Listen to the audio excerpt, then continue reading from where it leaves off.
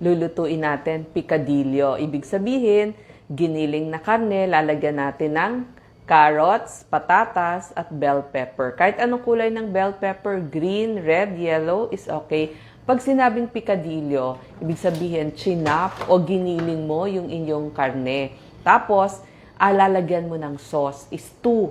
Yun nga, sa Kastila. Yan ang namana nating lutuin. Ito kasi, example ng karne, pero gagawin natin healthier na luto. So, umpisahan na natin. Nagpainit po tayo ng mantika at ilalagay po muna natin yung ating beef. So, meron tayong beef.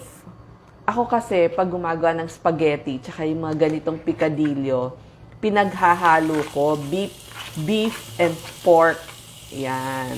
Okay. So, meron tayong konting beef. Tapos, meron din tayong pork.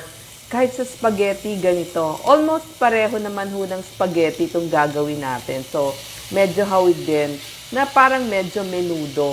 Yun po yung luto dito sa Pilipinas ng picadillo.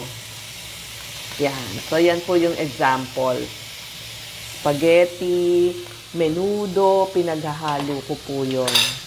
Okay. So, papulahin muna natin itong ating mga karne. Habang pinapupulan nyo, pwede nyo na hong timplahan din. So, ang pinakatimpla niya, basically, paminta, pwede pong patis, pwede pong toyo, or asin, kung ano po. So, tayo, syempre, di ba, sa bahay natin, lagi may toyo. Madali. Kung may oyster sauce kayo, pwede din. So, any na gusto nyo. So, papapulahin natin at titimplahan na rin natin. Yan. Kumbaga, sinasangkot siya muna natin itong ating pork and beef. Yung iba, inuuna na yung bawang sibuyas. Pero ako lutuin ko muna to para hindi masunog yung ating bawang at sibuyas. Kahit sa spaghetti, mas masarap kung pinaghalo. Ang maganda dito sa giniling na baka, marami siyang calcium, iron, magnesium, phosphorus, sodium, potassium, zinc, selenium, at marami pang vitamin B. So, kailangan mo tong protina kasi kailangan mo para sa iyong muscle, may beta-alanine to. At dun sa mga anemic, meron siyang iron. May carnitine pa para magkaroon kayo ng energy. May B vitamins at zinc para lumakas ang inyong immunity. At selenium, ang karne po may selenium. So, kailangan mo yun sa thyroid tsaka sa hormones. Para healthier yung iyong beef, syempre, medyo tapyasin mo yung taba. Actually, pag nagpapagiling ako, sasabihin ko, pwede ba yung malaman na lang, yung mga sirloin na part, para the most, halos walang taba or 10% lang ang taba. Yung iba kasi, 20% or more yung kanilang taba.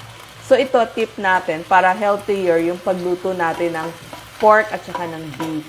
Nilagyan din natin to ng pork para sa muscle at ehersisyo nyo, lumakas kayo. Bukod dun sa protina, may vitamina, mineral, syempre, B vitamins, selenium, zinc. Yung zinc para sa utak at immunity ninyo. May phosphorus, so may iron din. Yan. May mga compounds na ang pork na kailangan natin. Creatine, taurine, para sa muscle at energy. Meron pang mga beta-alanines yan. Okay? Choline para sa utak at spinal cord. Para mas healthy yung pork and beef nyo, pwede nyong ipares sa lahat ng mga gulay at salad. Huwag lang hong susunugin pag niluluto kasi ayaw natin yung mga meats natin sunog. Tapos tatapyasan nga ng taba. At saka para mas kainin ng bata yung mga gulay nyo, pwede nyong sahugan ng pork or kaya ng beef. Yan. So, ang mga pinrepair nating mga gulay na isasahog natin habang pinapupulan natin itong ating pork and beef, itong ating carrots, bell pepper, tsaka patatas. Ang maganda dito sa ating carrots, i-cubes nyo lang na maliliit para hindi halata ng mga anak nyo. Root vegetable to. Itong carrots natin, considered perfectong pagkain din siya. Kasi low glycemic index siya. Yung glycemic index niya, mga 16 to 60 ang glycemic index. Tapos, meron siyang 8 soluble fibers para sa tiyan nyo, pampababa ng inyong cholesterol, sa regular na pagdumi. Di ba? Pag constipated kayo, uminom ho kayo ng carrot juice at sigurado madudumi kayo. Yung mga bata na hirap dumumi at saka yung ating mga seniors na sabi matagal nang hindi dumudumi, painumin nyo po o pakainin ng carrots.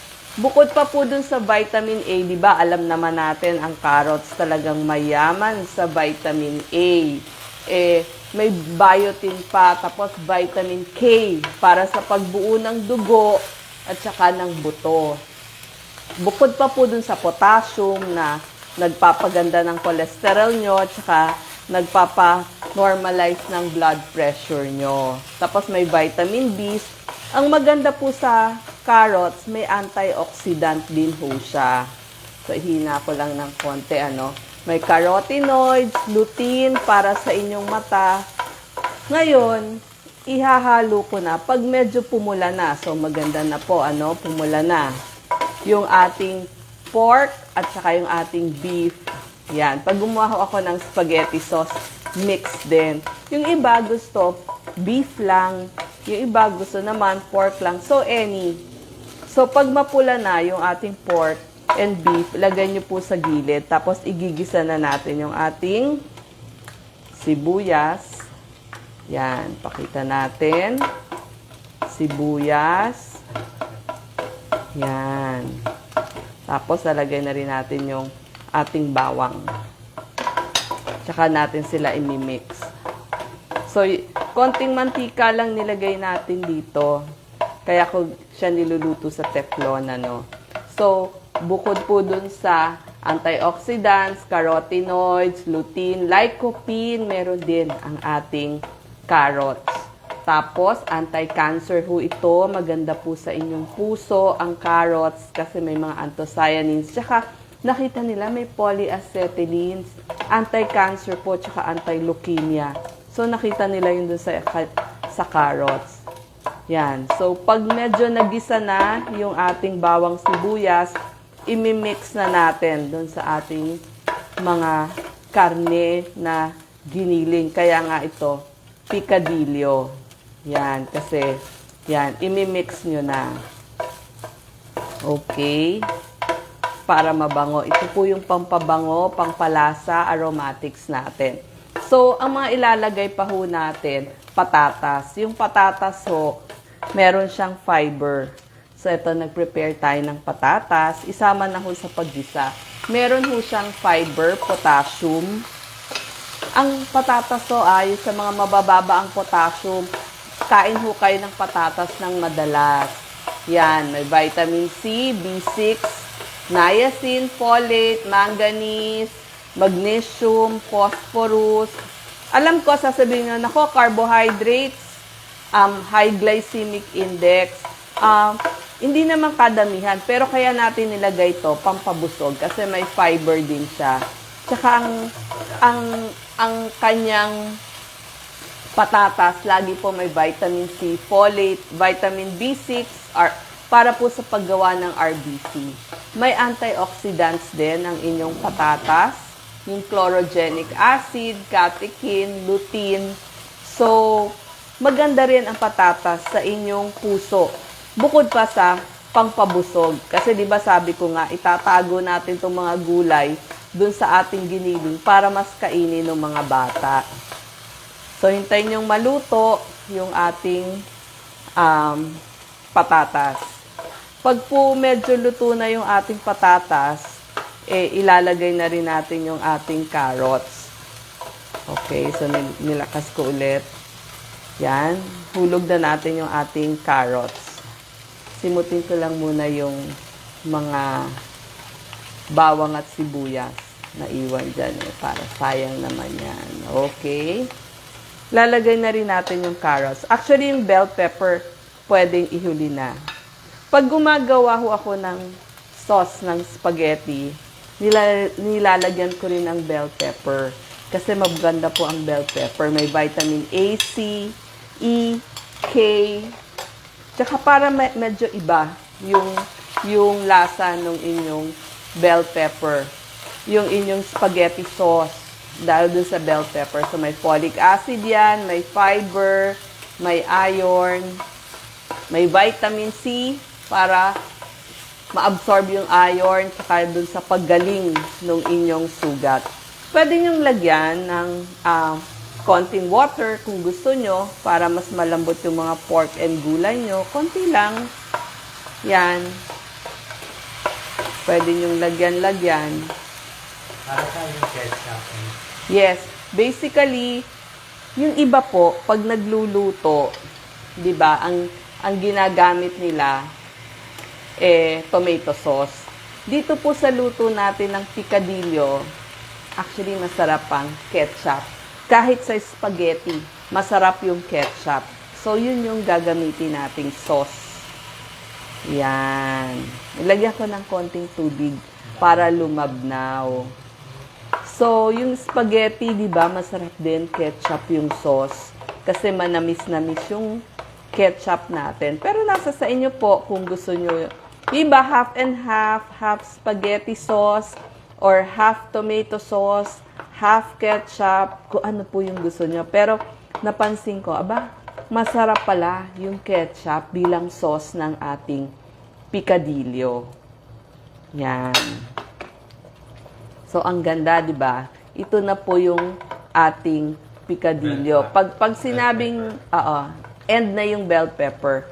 Pag sinabi ho kasing picadillo, stew. Yan. Ibig sabihin, in-stew, pinakuluan, in-stew natin, pinakuluan natin yung giniling o chinap o yung tinadtad na karne. Tapos, sa ending, yun na nga. Kasi bell pepper and carrots, actually, pwede naman talagang hilaw. Yan.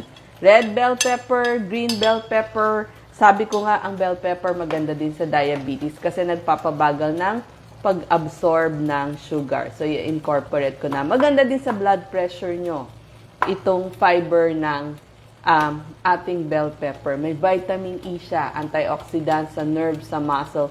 Tsaka marami siyang plant compounds di ba sabi ko nga, para healthier yung inyong pork and beef, itago natin dun sa mga gulay. Kasi itong plant compounds, capsaicin, violasantin, lutein, may quercetin din po, anti-cancer at para sa inyong puso. Maganda sa mata, sa anemia, kasi may iron. So, bell pepper. Oo, itong bell pepper. So, di ba, very colorful yung ating niluto ngayon. Sigurado. Actually, pwede huto sa noodles Kasi basically, ganito din yung spaghetti sauce. Pero, kung gusto nyo ng maraming kanin, ilagay nyo yan. Okay din, mapaparami lang ang kain natin ng kanin. So, ito po ang ating picadillo. Giniling na may carrots, patatas, bell pepper using ketchup.